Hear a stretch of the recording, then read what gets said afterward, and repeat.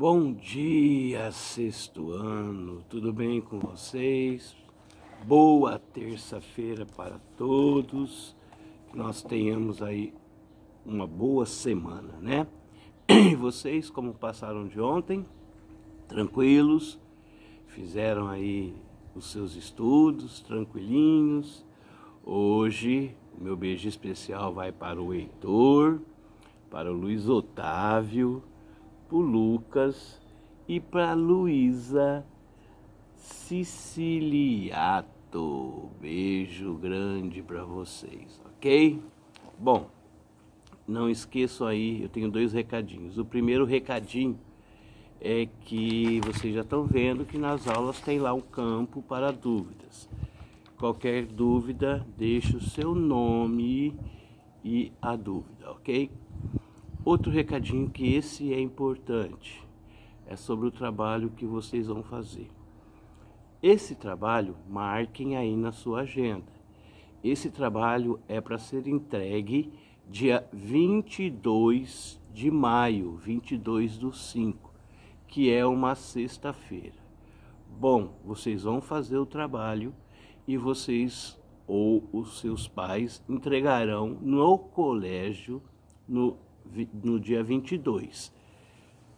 Não será aceito em outra data, ok? Como vai funcionar esse trabalho? Esse trabalho, vocês vão fazer o resumo com as teorias que eu passei para vocês e das vídeos aula aí, né, os vídeos, e vocês vão fazer os resumos. Anotem. Capítulos 11, 14 e 17. Então, vocês coloquem lá capítulo 11, qual é o título, o que foi falado, definição, exemplos. Aí o capítulo 14 é a mesma coisa, o 17 a mesma coisa. Não esqueçam de que esse trabalho ele tem que ter uma capa. Essa capa está lá no site. Essa capa, no site da escola, essa capa deve conter as seguintes informações. Em cima, Colégio Santa Terezinha, depois o nome de vocês, a disciplina, língua portuguesa ou gramática. Em seguida, vocês vão colocar, além do nome de vocês, a série, sexto ano. Não precisa colocar número, tá? Só coloque o nome de vocês. Quando tiver mais de uma Luísa, coloquem o nome e o sobrenome. Outro fato importante nessa capa é que você coloque aí o conteúdo na capa. O que vocês estão falando? Então, resumos dos capítulos 14, 11, 14 e 17. Essa capa está lá no site da escola, então dê uma entradinha lá, mas são essas informações básicas que vocês vão ter que fazer. E no final da capa, né, Badibacite e a data que vocês fizeram o trabalho, ok? Bom, então nós vamos corrigir aí esse capítulo de leitura, lá da apostila 1, capítulo 13, ficaram faltando aí os testes e o em casa. Então vamos lá, página 121 para o primeiro teste. Assinale a afirmação válida. Não se deve estudar na véspera de uma prova, pois esse esforço é ineficaz e inútil. Para cumprir sua finalidade, o texto didático exige uma leitura metódica e minuciosa. Letra C. Para ser eficiente, o estudo deve ser feito por meio da leitura dos textos didáticos e não pelo apontamento de aulas. Letra D. Para facilitar a memorização e ter bons resultados nos estudos, o aluno deve deixar para ler os textos do material didático nas vésperas das provas. Bom, a correta aí é a letra B, de bola. Para cumprir sua finalidade, o texto didático exige uma leitura metódica e minuciosa. Na segunda questão, ele traz um texto aí. do Antônio Olivieri.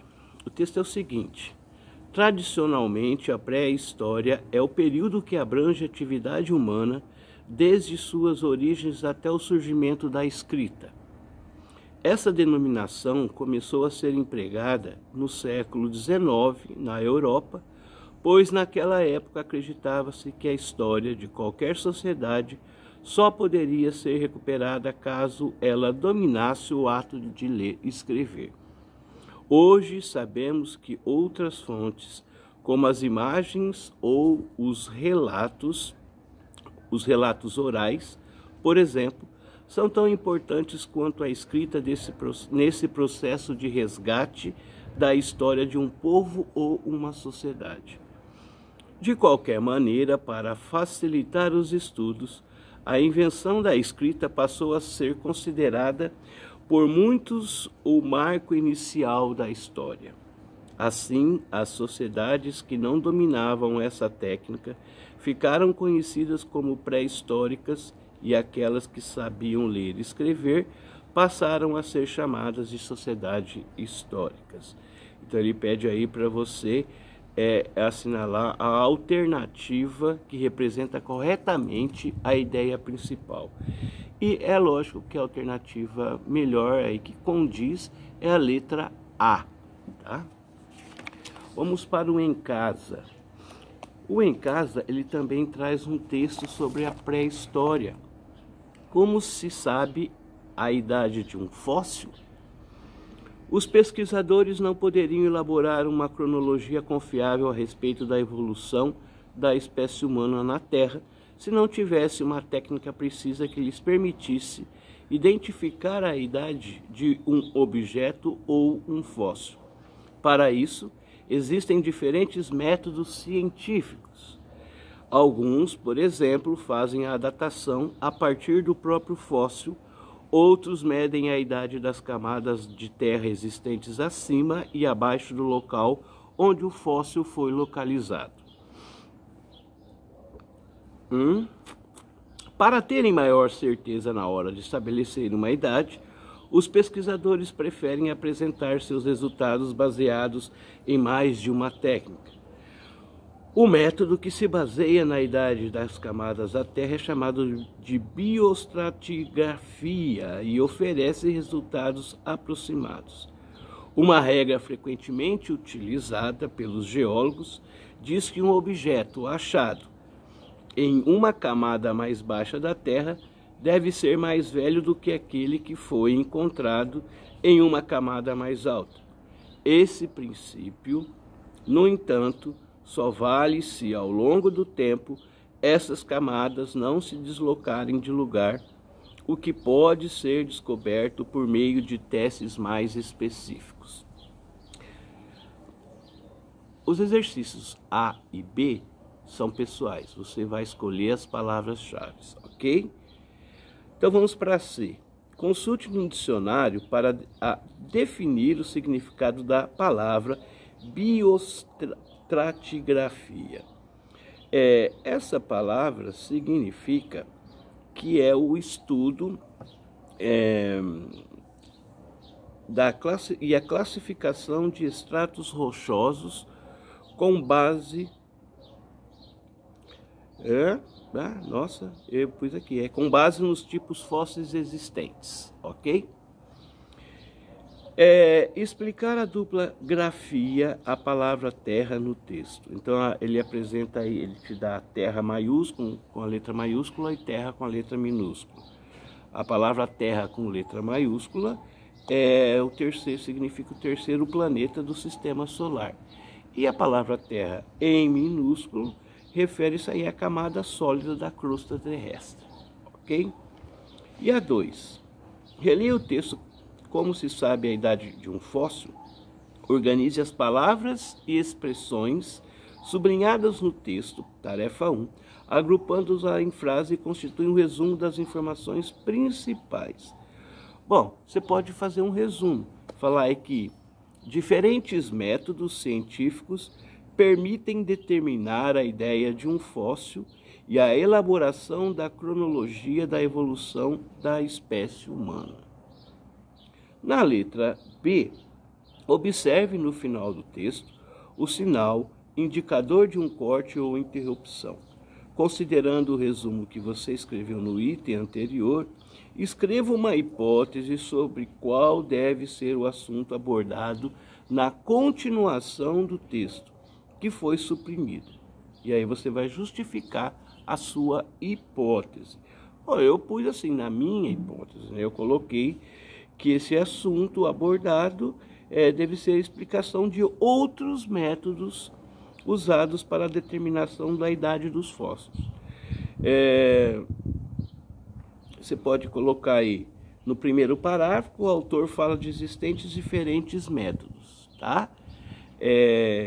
No segundo parágrafo, ele explica um método específico, a biostratigrafia. Portanto, aí nos demais parágrafos, ele deve continuar exemplificando os diferentes métodos. Então, isso aí foi eu que criei, tá? E aí cabe a você fazer um resuminho, mais ou menos voltado aí para essa idade de um fóssil, né? Segundo esse texto, ok? Bom, então com isso a gente termina a apostila 1 e a gente já começou em gramática, né? Na apostila 2. E eu peço o seguinte, que vocês, na aula de leitura, que vocês leiam lá no capítulo 16, né, que fala aí da Alice no País das Maravilhas, o Incrível Mundo de Alice, uma questão de verossimilhança, que vocês já deem uma lida nesse texto, tá? Para depois a gente comentar aí esse texto aí da apostila 2, ok? Então até a próxima aula de leitura. Um beijo grande a todos, fiquem com Deus e até a próxima aula.